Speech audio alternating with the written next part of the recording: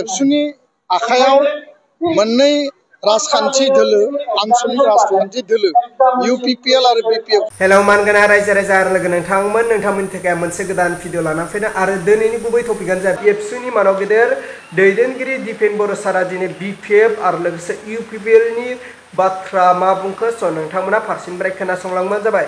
दिनै मानाव गेदेर एबसुनि दैदेनगिरि प्रेसिडेन्ट दिपेन बर' सारनि बुंनाय बाथ्राखौबो नोंथांमोना गोसो होनानै खोनासं आरो जोबनायावसो नोंथांमोना कन्टेन्टखौ बा टपिकखौ खोनासंनानैसो नोंथांमोना जोबनायाव कमेन्टनि गेजेरजों फोरमायहरबानो जाबाय।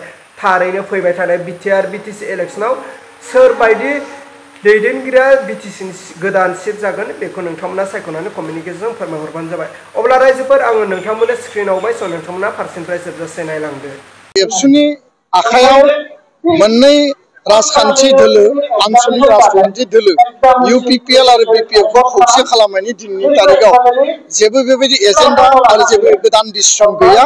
बे निउसआ गोजाम आरो बे निउसआ थांनाय बोसोरनि जे मोनसे दुलाराय बर' फरायसा आफादा बर'नि आनसलिक राजखान्थि दोलो UPPL आरो BPF खौ बुजाबुजिनि आधाराव खौसेयै लामा हान्थिलांनो हायो नामा बा बुजाबुजिनि आधाराव हाबा मावलांनो हायो नामा बर' हारिनि स्वार्थ आरो बिटिआरआव रायजो जानाय गुबुन गुबुन हारिसाफोरनो मोनसे कनफिडेन्स होनानै बर' हारिनि स्वार्थनि थाखाय हाबा मावलांनो हायो नामा बे मोनसे जोंनि आपिलमोन 2024 नि आरो बे गोजाम निउसखौ GYT65 बेखौ दामफिननानै होदों। दा नैबे समाव दुलाराय बर' फरायसा आफादनियाव UPPL आरो BPF खौ खौसे खालामनायनि जेबो एजेन्डा गैथ'वा बा जेबो थांखि गैथ'वा बेबायदि इनिसियेटिभबो गैया।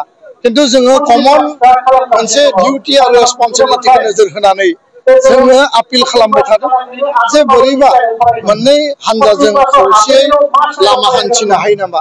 दा बेयो बेसेबां बास्तब बेयो बेसेबां प्रेक्टिकेल जाहैगोन ना जाहैया बे मोननै दोलोनि बिबानगिरि दैदेनगिरि नेतृत्वआसो बिनि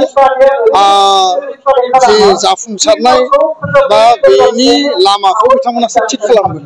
दा बेखायनो बे रिसेन्टलि जि निउस मोनसे ओंखारदों बेयो गोजाम निउस आरो एबसुनि आखायाव मोननै राजखान्थि दोलो आनसलिक राजखान्थि दोलो UPPL आरो BPF खौ खौसे खालामनायनि दिनैनि तारिखआव जेबो बेबायदि एजेन्डा आरो जेबो गोदान डिसिसन गैया। बे बाथ्राखौ आं फोरमायबाय आरो बे मोनसे गोजाम निउसमोन। नाथाय जोङो लुबैयो जे बर' हारिया जेब्लायबो खौसे लामा हान्थिनांगौ खौसे हाबा मावलांनांगौ आरो हारिनि स्वार्थखौ नायनानै बड'फानि स्वार्थखौ नायनानै हारि दानायनि थाखाय जोंनि राजखान्थिया जाथि दानायनि थाखाय जाहाथे पलिटिक्सआ जायो बेखौ नोजोर होनांगौ।